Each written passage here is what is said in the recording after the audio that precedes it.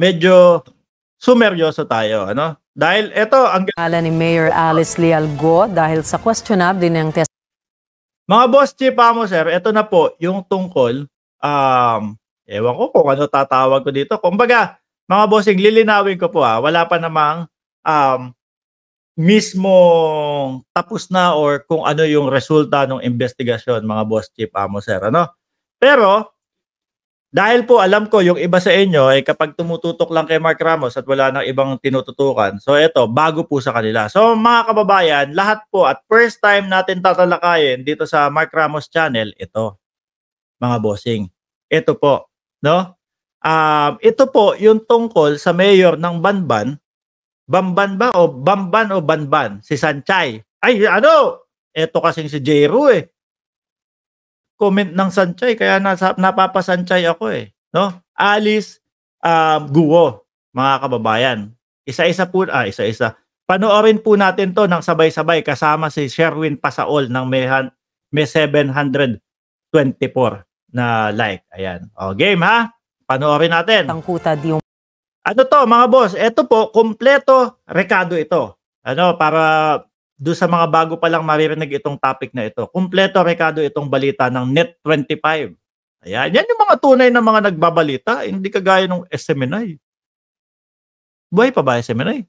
Meron pa ba? Oh, game. In 3, 2, 1. Pasok! Umano ng crypto at love scams at posible pang human trafficking rings na nakatago sa isang Philippine Offshore Gaming Operators o POGO compound na nasa likod mismo ng isang gusali sa munisipyo ng Bamban, Tarlac.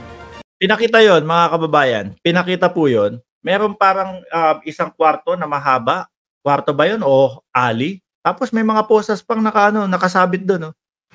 Mga kababayan, sabi parang doon yata pinaparusahan kapag hindi susunod.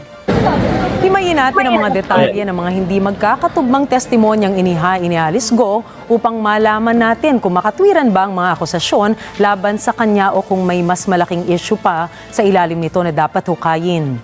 Ayan. Isa din ito ngayon ko lang nakita ito.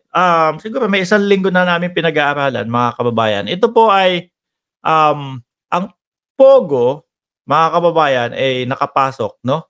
Nung panahon ng pag-umpisa ni dating Pangulong Duterte, mga bossing. Okay? O, game. Sabi ni JK, oo, kapit sa patalim. Yun SMNI. It must be fake. Sabi ni Mini Kilyoy, pang 721. Sir Mark Jose Ramos, pa-shoutout. O yan, 725. Tuloy po tutuloy natin ayan po si Sancha. Si Mayor Alice Go. Sa halos 4 na oras na itinagal ng Senate hearing ay marami pa ring hindi sigurado sa kung sino ba talaga si Alice Go dahil sa husay niyang lumihis sa tanong o mag-misdirect ng pagdinig. Parang din po mga kababayan, parang may pagka-Morales din po mga bossing Kapag may tanong, isa lang po ang sagot. Hindi ko na po matandaan. Parehas po yata sila ni Morales na selective memory po mga kababayan. Kapag kung ano yung papabor sa kanya, kabisado niya. Pero kapag hindi papabor sa kanya, aalamin ko po muna.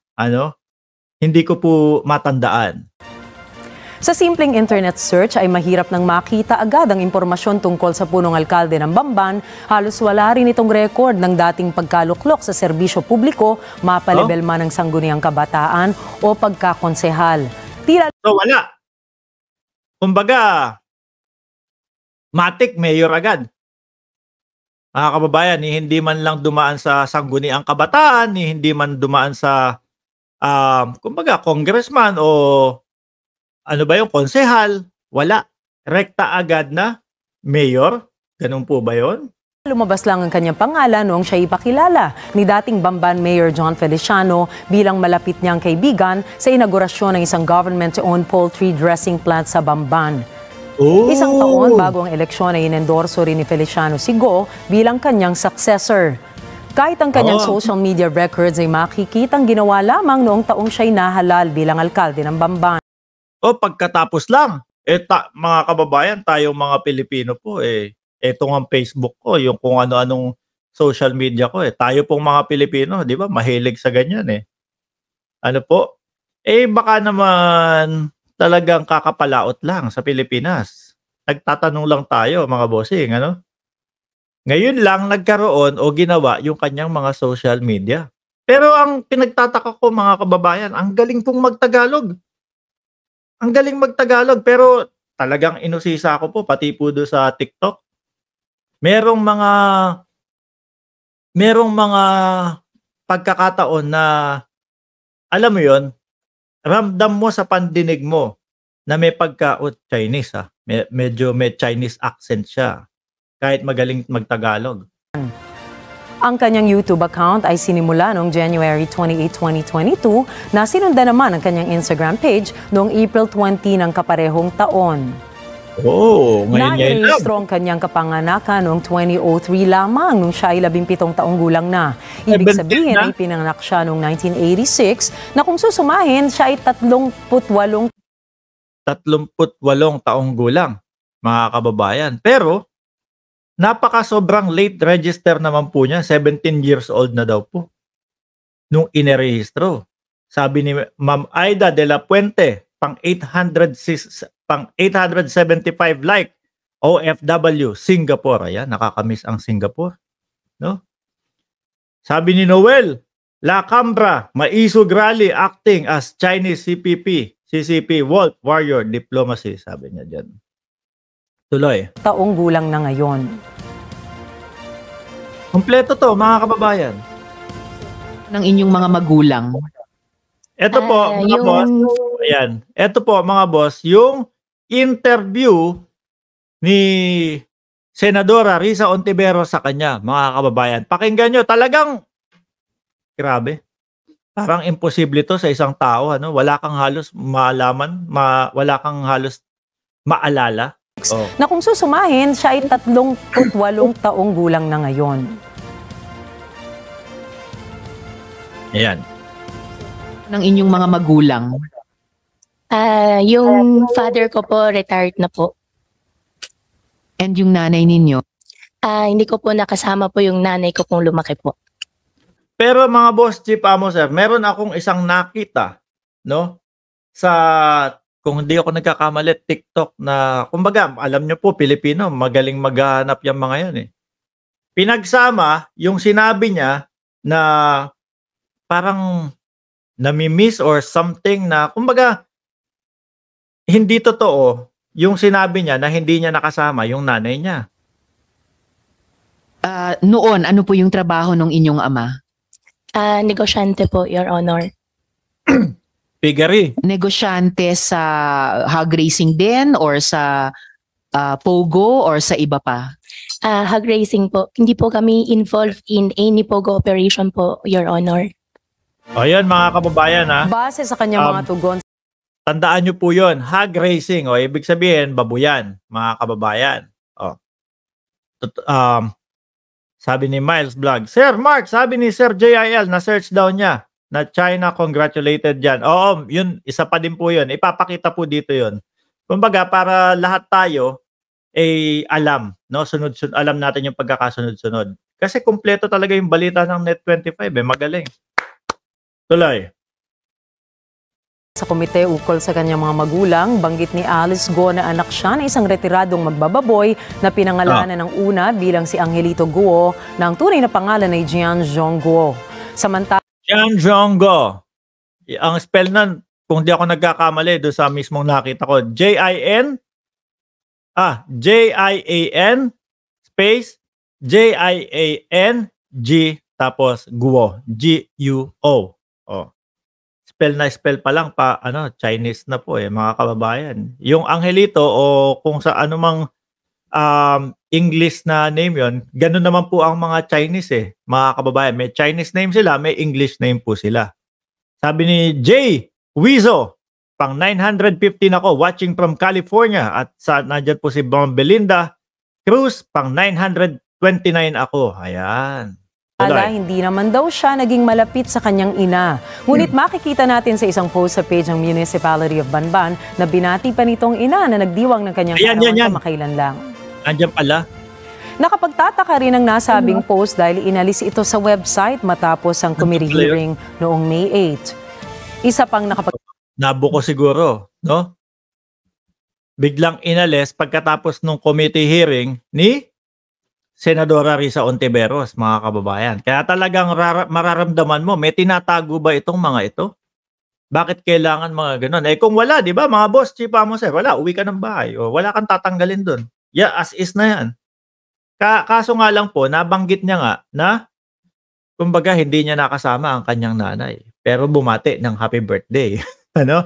Batang Pasaway, 873. Lola Cusinera, 922. Victoria Valdez, 563. Ayan. Rose Guevara, 941. Edward, 644. Jason Sevilla, 939. Ayan. And Der Blig, tama ba? Deming, 965. Tuloy natin to, ha? Tatakang sa salaysay niyang siya ay nag-iisang anak, gayong ayon sa kanyang birth certificate ay may 2 siyang kapatid. Oh, gulo, no? Nang tanungin naman siya ng komite tungkol dito ay inamin naman niyang may mga half-sibling siya, mga inconsistencies na nagpapahina sa testimonya ng isang politiko, lalong-lalo na at siya'y may pagkaano din pala talaga, ano? May pagka-Morales din po, mga kababayan, lalo na sa memorya, nagiging selective po. O, tuloy. Nasasangkot sa isa sa mga pinakamalalaking issue ngayon. Isa ring mainit na usapin ang kanyang edukasyon kung saan ni high school diploma ay hindi ito nakapaglitaw. Anya siya raw kasi ay homeschooled. Ngunit nung tanungin pa ukol sa kanyang edukasyon ay hindi man lamang niya maalala kung saang institusyon galing ang kanyang programa. Ayon sa kanyang testimonya ay nanatili sa industriya ng babuyan ng kanyang pamilya. Taliwas naman ito sa pinakitang dokumento. I-ano nyo po yun mga kababayan, ha? Tandaan nyo po yun, ha? Ang negosyo nila ay babuyan po. Sabi ni Vicky, 987. Merlita Corpus, watching from Virginia, USA. JB, 986. JR Aniban, 861. Ayan. Babuyan, ha? Tandaan nyo po yun, mga kababayan. Maricar Salaman, 988. Ng Senate Inquiry Panel na nagpapatunay na nagparehistro sila ng isang burdahan o embroidery business sa Valenzuela ng taong 2010. Wala daw, sabi ni Gatchalian. Ayon kay Go ay hindi raw niya alam ang mga detalye tungkol sa naturang kumpanya dahil isang taon lang daw siyang nanirahan sa Valenzuela at bata pa siya noon. Ngunit kung 17 taong gulang na siya noong 2003, ang ibig sabihin niya nasa edad 24 o 25 na siya ng mga panahong yon. Ayon din sa batas ay hindi pa maaaring maging incorporator ang isang menor de edad sa Grabe mga kababayan, ang daming ang daming kalituhan na dito sa balita kay Mayor Go, mga bossing. Sabi ni Rupert Gaspar, 989. Ang daming nakakapasok po. Tingin ko lang, ha? Hindi pa sigurado at iniimbestigahan pa. Kahit ano pa mang kumpanya. Ngunit nakapangalan si Alice bilang isa sa mga incorporators ng kumpanyang nabanggit kasama ang mga pangalang CMN Lielgo, Sheila Lielgo at ang kanyang ama na si Jian Zhuanggo. Meron talaga. Nang tanungin naman siya patungkol sa pagkatao ni na CMN Lielgo at Sheila Lielgo, hindi raw niya sila kilala kahit pare-parehong nakasaad na tirahan sa Articles of Incorporation. Pwede ba yun? Iisa yung mga address nila tapos hindi magkakakilala o hindi alam kung sino yung mga yun. Tapos iisa pa yung mga apelido. Madami talagang madaming katakataka po mga kababayan. Nito at magkakaapelido. Diba? Kung hindi ho kayo yung applicant, dapat tumayo ho isa dyan na sabi hindi ho siya yung applicant. Diba? Anyways, yan po yung formal records. Okay. We'll move to another topic na gusto kong itanong.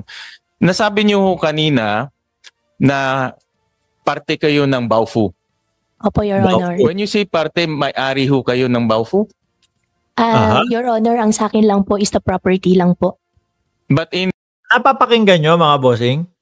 Yung kanyang boses, yung kanyang kung paano siya managalog?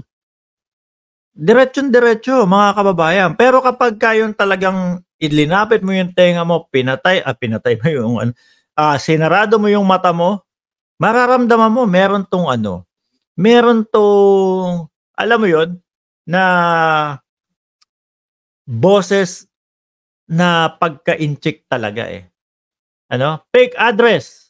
Sabi ni si Wawa, biruin mo mayor, umabot sa pagka-mayor kung sakali at di umano. na kung in-check talaga ito, mga bossing. Ano ibig sabihin nun? Ano to, pasakop na ang China sa atin? Mga kababayan? Grabe. Ayan, sabi ni J. DP, may punto ng Chekwa. In the articles of incorporation, part ho kayo ng incorporators. Your Honor, opo. Opo. Ilang percent po? This is prior to your divestment. Opo, this is opo. So, gaano kalaki po ang ownership niyo sa Baofu? Your 60? Honor, yung property po, 50% po na sa akin po. Anong ownership niyo sa Baofu? Yun ang simple question. Ownership po. Oo. Ako po yung president po. You're the president kayo ng Baofu? Pero Oo. yung ownership niyo sa Baofu, ilan ang pagmay-ari niyo sa Baofu? Your Honor, nag-umpisa po, explain ko lang po. Sa usapin naman ng Baofu Corporation, nang tanungin si Alice Go kung pagmamayari ba nito o pagmamayari ba ito ng isang Pilipino, ay sinabi niyang Filipino-owned ito bago niya Sabi ni Ma'am Virginia Nishi, nakatulong si Picoy at Sir Santiago. Ang bansag pala kay Morales STL, Professional Storytelling Liar. O yan. Pero mga kababayan, dumako tayo dito sa bandang Babuyan. Na L dito ng Zuniwan Technologies at Hongsheng Industries na naging sentro ng maraming paglabag sa karapatang pantao. Kung wala siyang relasyon sa Hongsheng Industry, bakit tila ang pangalan niya ay nadawit sa mga application papers at utilities ng nasabing korporasyon? Kumbaga, yung mga pinag-applyan, yung mga water, yung mga, yung mga water, yung mga kuryente, ilaw, baka yung mga internet, nakapangalan. Bakit nga naman nakapangalan kung wala kang, doon? Kung wala kang kaugnayan doon? Can you go back? Yan. Kayo po ang applicant in behalf of Hongsheng. Tama po ba? Your Honor, hindi po in behalf of Hongsheng po. Supposedly po in behalf of Baofu po. Kasi incorporator po ako ng Baofu po. Yeah, pero doon sa resolution, klaro po, it's Hongsheng. Hindi po Baofu. So, Pero hindi po ako involved po sa any document. pero po kayo ang Nahanap yung applicant helicopter. in behalf of Hongsheng. Opo, Your Honor. Pero hindi po ako yung pumunta po para Yung mag-apply po. helicopter susunod Pero yan. anong relationship niyo between you and Hongsheng? Anong formal relationship po ninyo? Your Honor, wala po kami relationship po. Wala kayong formal relationship? Wala po. But yung resolution, nakasulat Talagang lulusot at lulusot. Hahanapan ng lusot no? Mga kababayan, hinahanap ko po yung sa helicopter, ha? Eto. Dito yung magandang part yung sa helicopter. Noong 2023, ngunit pinagkalooban pa rin niya ito ng mayor's permit dahil binigyan daw sila ng provisional license ng PAGCOR. Kinwestiyon din ang kanyang posisyon sa Hongsheng at Baofu Corporation na ngayon nasa sangkot sa patong-patong na krimen at paglabag sa batas na ayon sa kanya, siya lamang daw ang nagpapaupa sa lugar sa korporasyong ito. Ngunit pangalan naman niya ang paulit-ulit na lumalabas sa mga general information sheet nito. Kinwestiyon din ang Saglit lang. Natatawa ako sa mga supporter. Kayo pinagtatawanan namin dahil utu-utu kayo, aanga-anga kayo.